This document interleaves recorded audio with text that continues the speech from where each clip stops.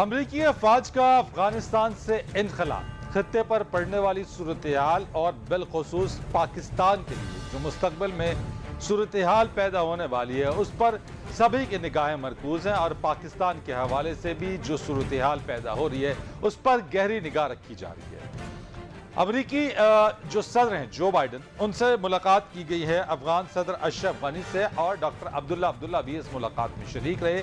इस सूरत हाल के अंदर यकीनी तौर के ऊपर अमरीकी अफवाज के इनखला के बाद पैदा होने वाली सूरत हाल के ऊपर बातचीत की गई और अमरीकी सदर जो बाइडन की जानिब से ये वाली बात कहा कि यकीनी तौर के ऊपर जो अमरीकी अफवाज हैं उनका इनखला तो हो रहा है, लेकिन इसका मतलब ये नहीं है कि उनकी जो हिमायत है अफगानिस्तान की वो छोड़ दी जाएगी। अब ये सूरत हाल है कि जिस तरीके से हम देख रहे हैं कि अफगानिस्तान के अंदर तालिबान का बढ़ता हुआ असर रसूख पाकिस्तान के हवाले से, और पाकिस्तान इस सूरत हाल को जो बहुत गहरी निगाह से मॉनिटर कर रहा है कि इसके मुस्तकबिल पर पाकिस्तान पर क्या असरात मुरतब होंगे।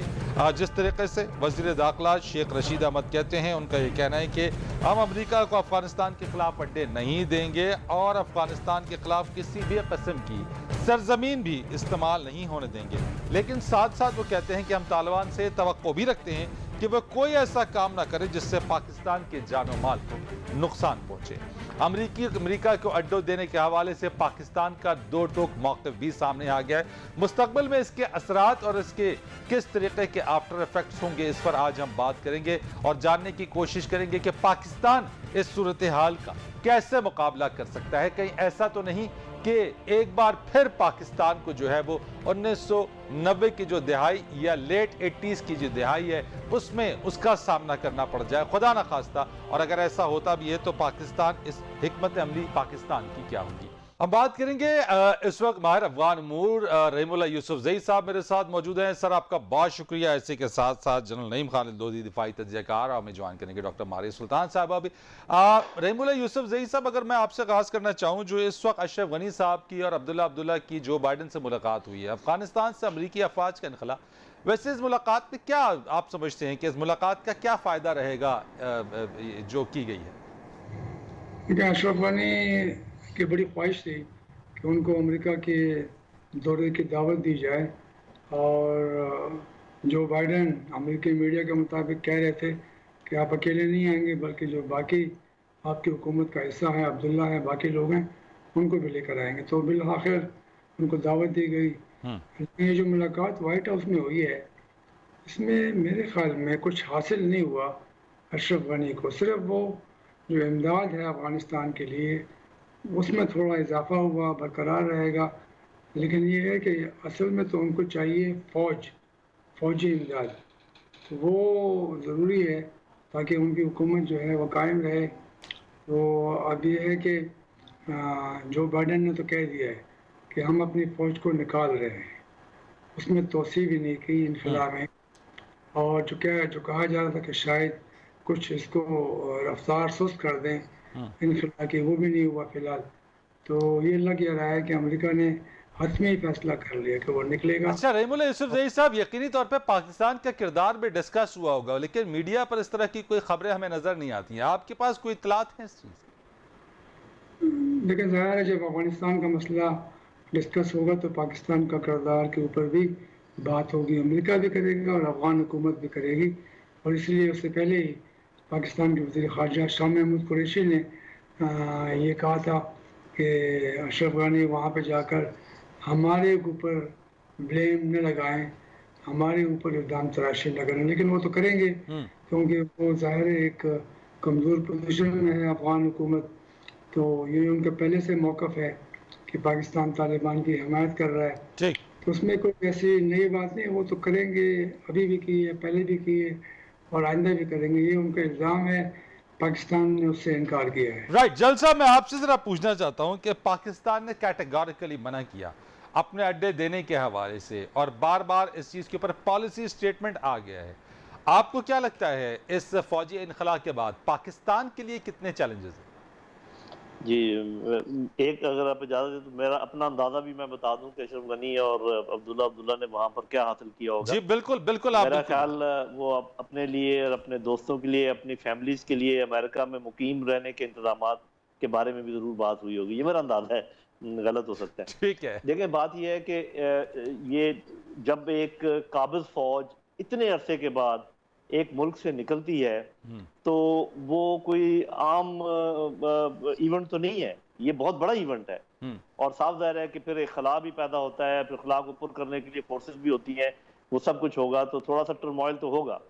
लेकिन मेरा अपना अंदाजा ये है, और मैं इस पर मुसर नहीं हूँ, कि इस दफा वो मामला नहीं होने वाला जो 20 साल पहले हुआ था। पाकिस्तान के लिए मुज़ामरात की बात कर रहे थे। जी हाँ। देखिए उस दफा ये हुआ था कि रूस वहां से निकाल दिया गया या निकल चला गया, अमेरिका हाथ झाड़ के यहाँ से चला गया, एक रियल वैक्यूम पैदा हो गया। और तीसरी गलत बात ये हुई कि कुछ मुल्कों ने जो प्रॉक्सीज को सपोर्ट करना शुरू कर दिया। तो अगर ये गलतियां, पहली बात तो ये कि अमेरिका जा रहा है, चीन इधर ही है, रूस यहीं पर है, पाकिस्तान और ईरान सेंट्रल एशियन कंट्रीज यहीं पर हैं, और जो ताकत का तवाज़ुन है विद इन अफगानिस्तान वो भी जरा मुख्तलिफ है। तो ये सारी चीजें देखते हुए मैं ये समझता हूँ कि इसमें तो कोई शक नहीं कि थोड़ा सा टर्मोइल होगा, इसमें भी कोई शक नहीं कि उसके असरात भी हमें नजर आना तो शुरू हो गए जल साहब। हम पिछले दिनों जो देख रहे हैं, जो टेररिस्ट एक्टिविटीज हमें नजर आ रही हैं, यकीनन ये इफेक्ट्स उसी के नहीं, ये बिल्कुल मुख्तलिफ चीज है। मैं आपको बता देता हूँ ये क्या है। राइट। ये जो टेररिस्ट एक्टिविटीज आपको नजर इस वक्त आ रही हैं, ये तहरीक तालिबान पाकिस्तान और उनका जो एक मिलकर एक बनाया छोटा सा कंसोर्शियम जिसमें दाइश और ISI वगैरह शामिल है, ये उनकी कार्रवाइयां हैं आप पर मजीद दबाव डालने के लिए, अमेरिका की बात मानने के लिए। जब अमेरिका यहाँ से चला जाएगा, यहाँ पर कोई ऐसी हुकूमत आ जाएगी जिसकी रिट कायम हो जाएगी, तो ये मामला खुद ब खुद खत्म हो जाएगा। अच्छा, यानी आप ये कह रहे हैं कि जो इस वक्त पाकिस्तान में दहशतगर्दी की जो छोटी मोटी कार्रवाइयां नजर आ रही हैं, ये हम पर एक दबाव है कि हम अपने बेसिस या अड्डे दे दें अमेरिका को? या जी, जो भी है, मतलब वो और भी मैं आपको गिनवा देता हूँ कि क्या क्या दबाव हमारे पर आएंगे और आ रहे हैं, और इसके मुकाबले में हमें हासिल क्या होने वाला है। देखिए सीधी सीधी बात है, IMF, FATF, world bank, middle east countries, और ये जो हो रहे हैं, ये जो आजकल के वाकयात पेश आ रही है, सारा उसी का ये वो दबाव है। GSP प्लस भी हमारे पास है जी। और मैं आपको एक बात और बता दूं कि ये जब निकल जाएंगे अमेरिकन, दबाव बहुत शदीद होगा। इस वक्त तो वो खुद चूंकि थोड़ी सी नाजुक पोजीशन में है, वो बहुत ज्यादा आपके ऊपर प्रेशर नहीं डालना चाह रहे मेरा ख्याल है, लेकिन वो कर रहे हैं जो कुछ वो कर सकते हैं। और एक और चीज याद रखिए, अमेरिका सुपर पावर है आज भी, उनकी जो सबसे बड़ी अहलियत है वो है जो ऑलरेडी यहाँ पर उन्होंने बपा कर रखी है, वो है परसेप्शन मैनेजमेंट। अवाम, हुकूमत और फौज तीनों को एक दूसरे से दूर करना, तीनों में दरारें डालना, एक को दूसरे के ऊपर हमलावर करवाना, ये उनकी सबसे बड़ी अहलियत है। इससे बचने की जरूरत है। अल्लाह करे कि हमारे हुक्मरान भी ये बात समझें और हमारे अवाम भी ये बात समझे। अगर अंदर से उसने टूट फूट पैदा कर दी जिसका कि वो अहल है, फिर हमें बहुत बड़ा प्रॉब्लम होगा। लेकिन आप ये देखें कि इसके मुकाबले में हम अचीव क्या करने जा रहे हैं, वो भी बहुत इंपॉर्टेंट है। वो सुनिए आप, CPEC इंशाल्लाह चल पड़ेगा जो ही यहाँ से ये मामला ठीक होते हैं। अफगानिस्तान में अमन जो है वो चीन की वहां पर अमलदारी बढ़ाएगा, चीन के साथ दोस्त हमारे ताल्लुकात और गहरे होंगे, रूस के साथ हमारे ताल्लुकात बेहतर होंगे, सेंट्रल एशिया के साथ हमारे ताल्लुकात बेहतर होंगे, ईरान के साथ बेहतर हो सकते हैं। काया पलट जाएगी मेरे भाई अगर हम अपने साबित कदम रहे इस बात पर, और वाकई हमने अमेरिकन को दूर रखा इस खित्ते से। आप देखेंगे कि एक नया सूरज शुरू होने वाला है इस खित्ते में। राइट। डॉक्टर मारिया सुल्तान साहबा, मैं आपसे पूछना चाहता हूं कि जिस तरह से जन साहब ने बात की है, पाकिस्तान और अमेरिका के दरमियान जो ताल्लुकात हैं, क्या उसमें क्या होगा? क्योंकि हमेशा ताल्लुकात कभी अप होते हैं कभी डाउन होते हैं। अब इस इनखला के बाद ये पाक US रिलेशंस को आप किस तरह से देख रही हैं? देखिए, पाकिस्तान और अमेरिका के ताल्लुकात एक वाज़े, एक तरह से आप कह सकते हैं एक वाज़े सीढ़ी पे रहे हैं और ये हमेशा रहेंगे। और उसकी जो बुनियाद ये है क्योंकि अमेरिका समझता है कि पाकिस्तान और अमेरिका के जो ताल्लुकात हैं वो अमेरिका के जो सिक्योरिटी मफादात हैं उनके लिए अहम है। लेकिन अमेरिका समझता है कि पाकिस्तान उनकी सिक्योरिटी मफादात के लिए अहम है, पाकिस्तान उनकी इक़्तिसादी मफादात के लिए अहम है, लेकिन शमूलियत के साथ नहीं, लेकिन इस प्रीटेक्स्ट के ऊपर कि पाकिस्तान जो है जो चीन की इस वक्त बैनुल-अक़वामी मईशी मंडी के अंदर जो चढ़ाई है वो उसको तब्दील करना चाहते हैं। तो जो इस वक्त सूरत हाल आपको देखने में नज़र आ रही है वो बहुत मुख्तलिफ है।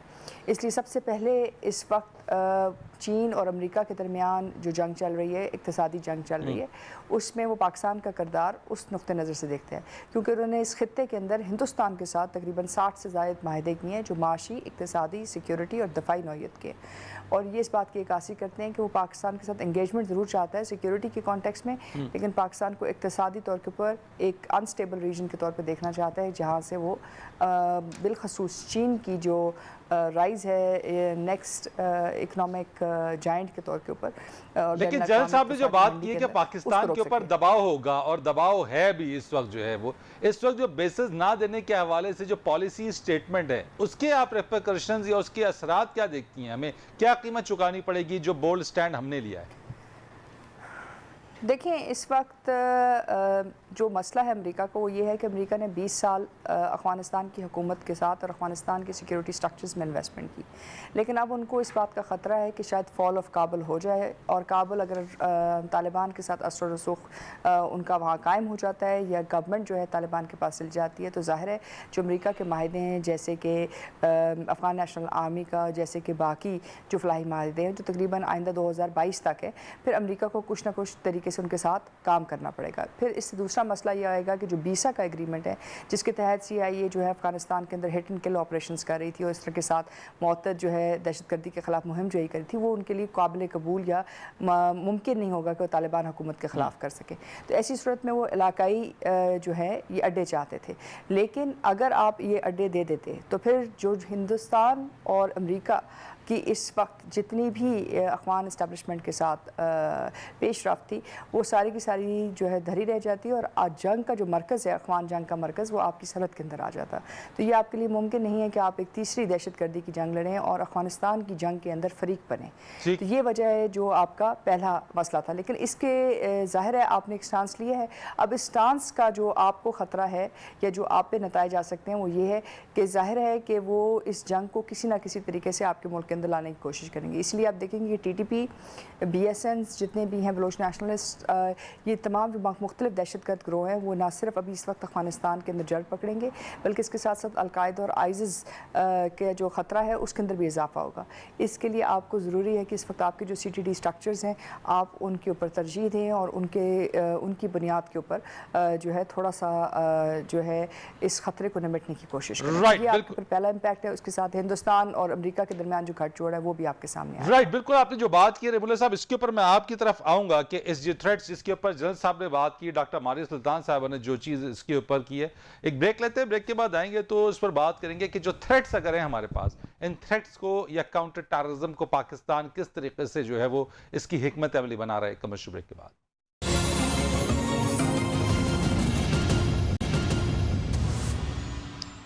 अच्छा, रहीमुल्लाह यूसुफ साहब, ये बताइएगा जरा सा कि जो एक स्टेटमेंट आई थी, प्राइम मिनिस्टर की स्टेटमेंट की बात करूंगा, लेकिन एक जो मेरे सामने स्टेटमेंट जिसका मैंने तस्करा भी किया कि इंटीरियर मिनिस्टर कहते हैं कि हम तालिबान से तवक्को रखते हैं कि वो कोई ऐसा काम ना करे जिससे पाकिस्तान के जानो माल को खतरा हो। आप दूसरी तरफ ब्रेक से पहले डॉक्टर साहब ने जो बात कही, उन्होंने कहा जी कि TTP, ISIS, al Qaeda, Baloch national, ये सारे के सारे मजीद जड़ पकड़ रहे हैं। क्या आप समझते हैं कि महज ये स्टेटमेंट दे लेने से हम सेफ रहेंगे, बच जाएंगे? मेरे ख्याल में स्टेटमेंट तो आपने दे दिया, आपने हक़ाइक़ का जिक्र किया, लेकिन उसकी तैयारी भी ज़ाहिर करनी चाहिए। और ये ख़तरा तो पहले से है, ऐसा नहीं है कि अभी ख़तरा है। ये तो अफ़गानिस्तान की सरज़मीन हमारे ख़िलाफ़ काफ़ी अरसे से इस्तेमाल हो रही है, शायद मज़ीद भी उसको इस्तेमाल किया जाएगा, तो वो हमारे लिए तो ख़तरा है। और चूँकि हमारा बॉर्डर 2600 किलोमीटर, और फिर वहाँ पर पाकिस्तान मुखालिफ तंजीमें बैठी हुई हैं, उनको बना मिली है। आपने कहा TTP भी है, बलोच अलहदगी पसंद भी है, दाइश भी है। तो ये सारों के होते हुए हमारे लिए ख़तरात काफ़ी हैं, और इसलिए पाकिस्तान की कोशिश होगी कि इनका मुकाबला किया जाए। तो वो तैयारी तो है मेरे ख़्याल में, लेकिन ये ऐसा है कि ये मुकम्मल तौर पर इससे निमटना, उसके लिए बहुत आपको एक प्लानिंग करनी होगी, वसाइल चाहिए होंगे। और ये है कि मैं समझता हूँ कि ये अफ़गानिस्तान की सरज़मीन जो है उसको इस्तेमाल करने की न सिर्फ अफ़गान खुफिया इदारे करेंगे, बल्कि इंडिया भी करेगा, बाकी भी मुल्क करेंगे। ये सब मिलकर। लेकिन जो पावर कंट्रोल रहेगा रहमुल्लाह साहब अफगानिस्तान के अंदर, क्योंकि हमने देखा जो पीस प्रोसेस है उससे फायदा नहीं उठाया गया, जो इंट्रा अफगान डायलॉग है वो भी धरा का धरा हमें नजर आता है उस तरीके से, तो क्या फिर जो फॉर्मेशन ऑफ द गवर्नमेंट होगी, जो माइट इज राइट वाली बात है, जिसके पास ताकत होगी, क्या काबुल को जो है फिर कैप्चर करके उस पर जो है वो हुकूमत बनाई जाएगी? देखिए फिलहाल तो यही नज़र आ रहा है कि वहाँ पर जंग के ज़रिए फैसला करने की कोशिश हो रही है और कोई मुज़ाकरात नहीं हो रहे। मुज़ाकरात हुए भी लेकिन उसमें कोई पेशरफ नहीं हुई। तो अभी तो लग ये रहा है कि सारी तवज्जो जंग के मैदान के ऊपर है और अमन का जो सिलसिला है वो रुक गया है। तो मेरे ख्याल में अब ये इसको फिर से चलाने के लिए अमन के प्रोसेस को बहुत ज़रूरी है कि सारे जो मुल्क हैं जिनका असर तालिबान के ऊपर है या अफगान हुकूमत के ऊपर है, तो वो अपना किरदार अदा करें और ये उनकी ज़िम्मेदारी भी है कि अफ़गानिस्तान में फिर से खाना जंगी शुरू ना हो जाए। आप कह सकते हैं कि शुरू हो गई है, क्योंकि अफ़गान हुकूमत अपने लोगों को मुसल्लह कर रही है और तालिबान जो हैं उनके हामी भी बढ़ चढ़ कर हमले कर रहे हैं। ये एक बहुत बड़ा ख़तरा बनता जा रहा है और चूँकि हम बहुत करीब हैं और हमारे यहाँ इनका आना जाना है पहले से, तो आइंदा भी ये लोग आएंगे और हमारे लिए मुश्किलात पैदा करेंगे। रज्जाल साहब, आपने जो बात सुनी रहमुल्लाह साहब की कि इनखला के साथ ही बल्कि अभी से जो है वो एक खाना जंगी सी की इसी सूरत हाल है और बहुत से बड़े हिस्से पर इस वक्त तालिबान जो है वो उसको जो है वो अपने पावर के थ्रू जो है वो कैप्चर करते चले जा रहे हैं। यही सूरत हाल हो जाती है तो इस रीजन के लिए और फिर स्पेसिफिकली पाकिस्तान के लिए जो थ्रेट्स हैं उनको हम कैसे काउंटर करेंगे?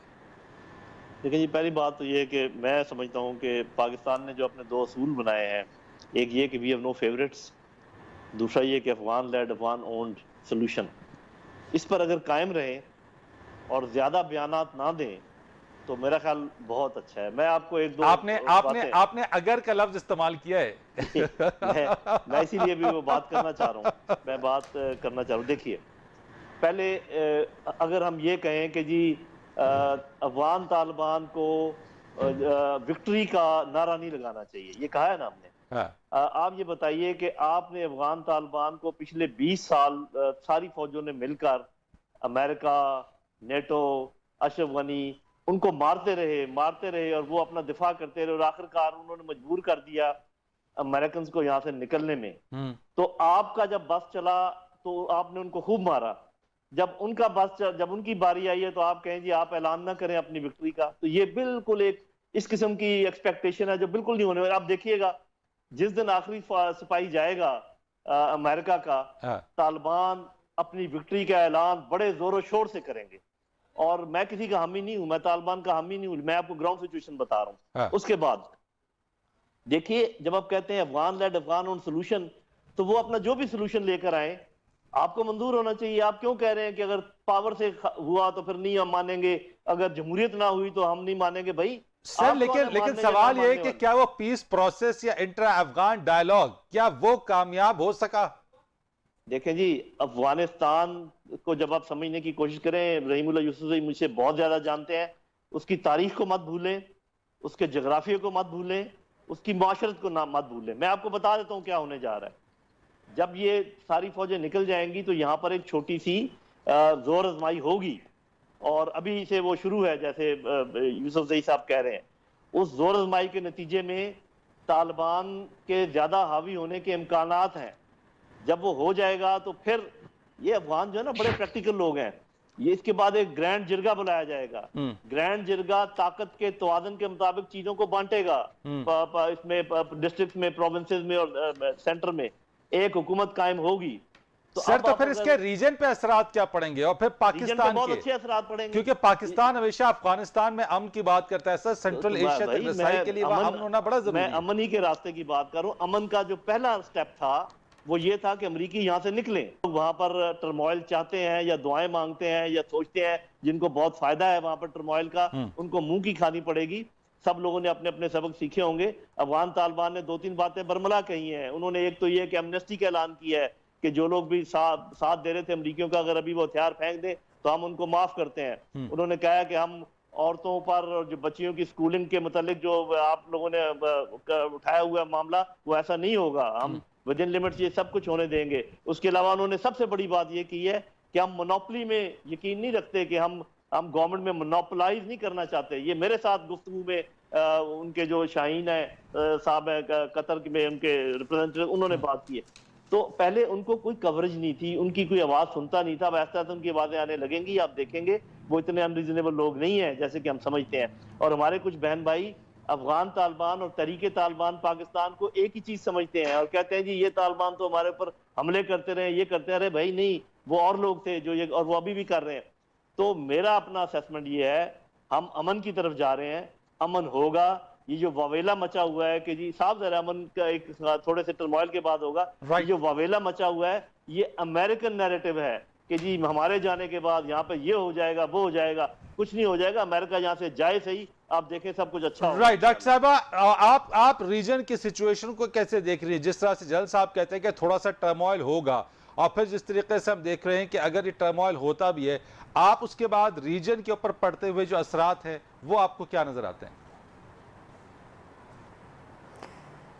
देखिए, इस वक्त मसला दरअसल ये है कि ना ही अफ़गान तालिबान जो है अशरफ गनी या एक महज इंट्रा अफ़गान जंग की पेशरफ्त को देख रहे हैं या ये देख रहे हैं कि ये जंग होने जा रही है। इस वक्त मसला ये है कि सबसे बड़ा जो इस वक्त अफ़गानिस्तान की जंग का फ़रीक है वो है CIA और अमेरिकन इस्टेब्लिशमेंट। जिस वक्त ये सूरत हाल निकल कर अफ़गान तालिबान के हाथ में जाएगी तो ये सिर्फ अंदरूनी अफ़गान मामलात नहीं होंगे जो इस बात की बुनियाद बनेंगे कि क्या वहाँ अमन होगा या वहाँ अमन नहीं होगा। सबसे बड़ा मसला ये है कि क्या अमेरिकन इस्टेब्लिशमेंट इस वक्त अफ़गानिस्तान के अंदर अमन चाहती है या नहीं चाहती है। एक दूसरा ये कि उस अमन के लिए वो क्या कुछ करने के लिए तैयार है। इसमें कोई दो राय नहीं है कि उन्होंने जो अफ़गानिस्तान के अंदर अमन मुज़ाकरात हैं उनके अंदर मुख्तलिफ़ औक़ात में वो साथ नहीं दिया जो शायद ट्रंप एडमिनिस्ट्रेशन चाहती थी, क्योंकि अगर वो चाहती तो अभी तक सियासी मंजरनामे के ऊपर एक वाज़ेह हिकमत अमली सामने आ चुकी होती और इस वक्त पीस प्लान या अमन मुज़ाकरात अपने एक शुरुआत कर चुके होते और एक हतमी शुरुआत कर चुके थे जो अफ़गानिस्तान को पुरअमन सियासी मंजरनामे की तरफ ले जाता। लेकिन आपने देखा कि वो ऐसी सूरत हाल नहीं हुई। आपने ये भी देखा कि अभी पिछले ही हफ्ते अशरफ गनी और उनकी हुकूमत जो है वो वाशिंगटन में देखी गई। आप ये भी देख रहे हैं कि इस वक्त CIA जो है इलाके के अंदर अपने अड्डे ढूंढने की कोशिश करें।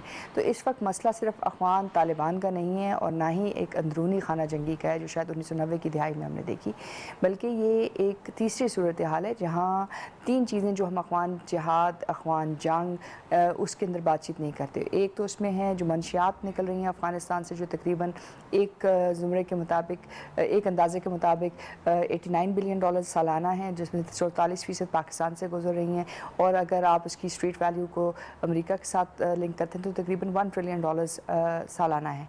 इसके अलावा जो तमाम स्ट्रेटिजिक जो ममालिक हैं जहाँ तक अमेरिकन इस्टेब्लिशमेंट को अफ़गानिस्तान से रसाई मिलती है ज़मीनी तौर के ऊपर, वो किसी और मुल्क से नहीं मिलती अगर वो अफ़गानिस्तान में मौजूद रहते हैं। और फिर इससे बढ़ के ये कि अगर अफ़गानिस्तान स्टेबल होता है तो फिर ये ख़ित्ता स्टेबल होता है, और अगर ये ख़ित्ता स्टेबल होता है तो फिर ज़ाहिर है कि जो तमाम इन्वेस्टमेंट हिंदुस्तान में की गई है, तमाम इन्वेस्टमेंट जो UAE में की गई है वो उस तरह नहीं आगे बढ़ेगी। लेकिन पाकिस्तान के हवाले से यहाँ पाकिस्तान के हवाले से किस हद तक है कि यह भी कहा जा रहा है कि पाकिस्तान पे अगर इसके इफेक्ट पड़ेंगे, क्या यहाँ पे कोई टेररिस्ट एक्टिविटी या दहशतगर्दी की जो कार्रवाई है, क्या पाकिस्तान को भी इसका सामना करना पड़ सकता है? देखिए, बिल्कुल करना पड़ेगा। इसमें हमें ज़हनी तौर पे तैयार रहना चाहिए। सिर्फ फ़र्क ये है कि इस वक्त हमारे स्ट्रक्चर्स ऑन ग्राउंड बेहतर हैं, आपकी मालूमात बेहतर हैं, आपकी कैपेसिटी बेहतर है। लेकिन इसके साथ साथ सिर्फ ये महज अगर आप इस जंग में एक मतलब ईंट का जवाब पत्थर से देंगे तो वो शायद आपके लिए एक दूरस नताइज आपके लिए ना पैदा कर सकें।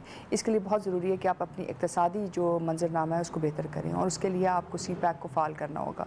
उसके लिए आपको बहरे अरब तक पहुँचना होगा और जो इस वक्त बैनुल-अक़वामी समुद्री माशी रात आ रही है उसके अंदर हिस्सेदार बनना होगा। राइट, एक ब्रेक लेंगे डॉक्टर साहब, ब्रेक के बाद आते हैं तो जरा इसके ऊपर फिर मजीद बात करते हैं कमर्शियल ब्रेक के बाद।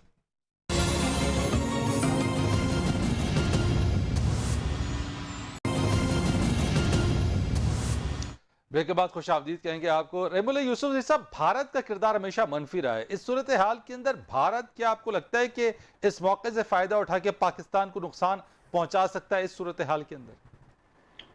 ये तो बिल्कुल मुमकिन है, वो कोशिश करेंगे, कोशिश कर रहे हैं। और वो तो नहीं चाहेंगे कि पाकिस्तान को कोई क्रेडिट मिल जाए अफ़गानिस्तान में अमन कायम करने के लिए। वो नहीं चाहेंगे कि तालिबान सियासी निज़ाम का हिस्सा बन जाएं। वो तो हमेशा से तालिबान के साथ अमन मुज़ाकरात के मुखालिफ रहे हैं। तो जो उनके बस में होगा वो करेंगे और वो कर भी रहे हैं। तो मैं समझता हूँ कि ये तो देखिए भारत की एक पॉलिसी है। उन्होंने तो भरपूर साथ दिया। पहले जब अफ़गान जिहाद था रूस के ख़िलाफ़, उस वक्त उन्होंने कम्युनिस्ट हुकूमत का अफ़गानिस्तान में साथ दिया। और अभी वो अशरफ गनी और हामिद करज़ई हुकूमत का उन्होंने साथ दिया तालिबान के ख़िलाफ़। तो उनकी तो जो है हमदर्दियाँ बिल्कुल वाज़ेह हैं और वो समझते हैं कि तालिबान जो है पाकिस्तान के बड़े करीब है। तो वो तो इसको नाकाम बनाएंगे और वो कोशिश करेंगे क्योंकि उनके पास वसाइल भी काफ़ी हैं अफ़गानिस्तान के अंदर और बाहर। क्या हमारी तैयारी है मौलवी यूसुफजई साहब कि हम इस तरह की चीज़ों को फॉइल कर सकें, उनका सामना कर सकें, रोक सकें? तैयारी तो हमारी होनी चाहिए, लेकिन आप ये देखें कि अफ़गानिस्तान के अंदर हमारा फुटप्रिंट कम है, यानी हम वहाँ पर डायरेक्टली मौजूद नहीं हैं। वो तालिबान के हवाले से ठीक है हमारा असर है, लेकिन वहाँ पे इंडिया मौजूद है और इंडिया का खुफिया इदारा रॉ और अफ़गान खुफिया इदारा NDS उनके बड़े करीबी ताल्लुकात हैं। तो वो इंडिया को ये एडवांटेज है। उन्होंने सरमायाकारी भी की है, $3 अरब उन्होंने लगा दिए अफ़गानिस्तान में। तो उनके पास वसाइल ज़्यादा हैं और जो सोच है इस वक्त अफ़गानिस्तान काबिल में जो मुक़्तदर हल्के हैं, जो रूलिंग एलीट है, वो भारत के करीब है। राइट। जल्द साहब मुझे बता दीजिएगा कि हमारी जो बॉर्डर फेंसिंग है वो 88% के करीब हो गई है। क्या इस सिचुएशन में अगर ख़राब होती है सूरत हाल, क्या मुकम्मल तौर पे ये बॉर्डर बंद कर सकते हैं? इसका हमें कितना फ़ायदा होगा इस बॉर्डर फेंसिंग का? देखिए मुकम्मल तौर पे तो मेरा ख्याल है कि जब ये फेंस कंप्लीट हो भी जाएगा तो शायद नहीं कहा जा सकता 100%, लेकिन बहुत हद तक ये अभी भी इफेक्टिव है और ये बहुत इफेक्टिव साबित होगा, क्योंकि ये सिर्फ ये फेंस नहीं है, इसके अंदर आपको पता है कि पोस्ट भी बनाई गई है और आपस में जो है ना इसकी सर्वेलेंस भी होगी और इसकी सारी रेकी शेकी चलेगी। तो ये तो बड़ा इफेक्टिव है और मेरा ख्याल अगर ये काम हो जाए जिसमें रेगुलर तरीके से लोग आने जाने लगे तो वो बड़ा अच्छा होगा। आप बार बार ये बात पूछ रहे हैं, अच्छा है कि पाकिस्तान की तैयारी के सिलसिले में आप बात कर रहे हैं, लेकिन आपको ये मालूम होना चाहिए कि तैयारी किसके खिलाफ है। देखिए CIA, रॉ, NDS, मुसाद और इधर ISI, ठीक। अब हम पूरी कोशिश करेंगे इंशाल्लाह, और पहले भी हमने बहुत अपने आप को बचाया भी है और इनमें से कुछ मौक़ों पे उनको मात भी दी है। लेकिन जब ये सवाल करते हैं तो आपके ज़हन को ये पता होना चाहिए कि आप किसके खिलाफ खड़े होने की बात कर रहे हैं। राइट। और फिर ये भी याद रखें कि हमारे अंदर से जो बहन भाई हमारे ये अदारों के मतलब हर्दासराई करते हैं कि कोई भी बंदा उठाया जाए वो ISI ने उठाया, किसी को कुछ चोट लग जाए तो ISI ने मारा है। तो इससे ये अंदर वाले लोग भी मौजूद हैं जो आपके नीचे से खोद रहे हैं जमीन को। तो इन सारी चीजों का मुकाबला करने के लिए साफ ज़ाहिर है कि बड़ी कोशिश की जरूरत है, बहुत बड़े दिल गुर्दे की जरूरत है, बड़ी ट्रेनिंग की जरूरत है, बड़े सब्र की जरूरत है, और वो सब कुछ कोशिश तो हम कर रहे हैं कि सब कुछ। राइट सर, यानी चैलेंजिंग सिचुएशन चैलेंजिंग काफी है, चैलेंजिंग है उसके लिए तैयारी भी होती है। मैं डॉक्टर साहब आपसे करूंगा कि अगर इस तरह से ट्रमाल की होती है अफगान रेफ्यूजीज के हवाले से, क्या एक बार फिर अगर इस तरह की सिचुएशन होती है, क्या हम इकोनॉमिकली चीजों के अंदर इतना है कि अगर ये सिचुएशन अफगानिस्तान के अंदर हो तो हम उनको हैंडल कर सकेंगे एक बार फिर?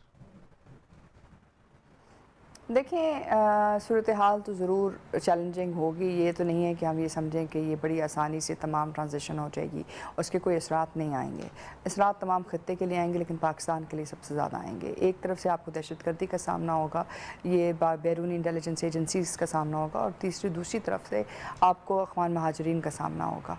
तो ऐसी सूरत हाल में पाकिस्तान को अपने पहले जो महाजरीन का जो आपका तजुर्बा है उससे कुछ सीखने की ज़रूरत है, क्योंकि इस वक्त तकरीबन 1 लाख लोग रोज़ाना स्पेन बोल्डक और मुख्तलिफ जो राहदारियाँ हैं पाकिस्तान अफ़गानिस्तान के दरमियान रोज़ाना पाकिस्तान दाखिल होते हैं। उनमें से 90% लोग ऐसे जिनके पास 99% के लोग ऐसे हैं जिनके पास कोई कानूनी दस्तावेज़ नहीं।